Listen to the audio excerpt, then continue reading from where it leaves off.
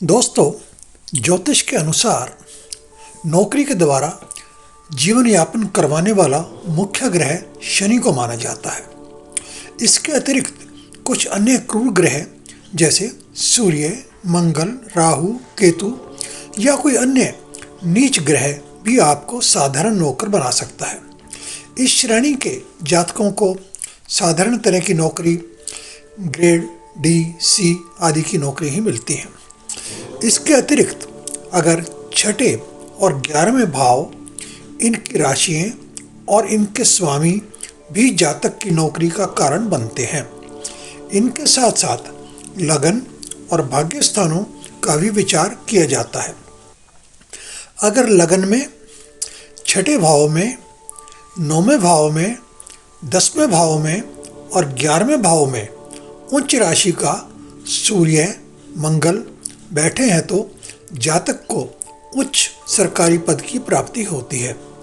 अधिकतर IAS, IPS और अन्य उच्च वीआईपी पदाधिकारियों की कुंडलियों में ऐसे ही योग देखे जाते हैं।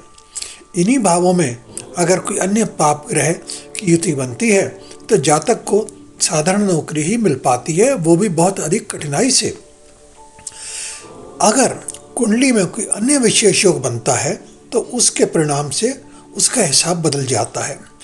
कुंडली में ग्रहों के अतिरिक्त हमें कई प्रकार के योगों का भी विचार करना पड़ता है, क्योंकि योगों की युति जब बनती है तो उसका प्रभाव सिंगल ग्रह की अपेक्षा कहीं बहुत अधिक माना जाता है।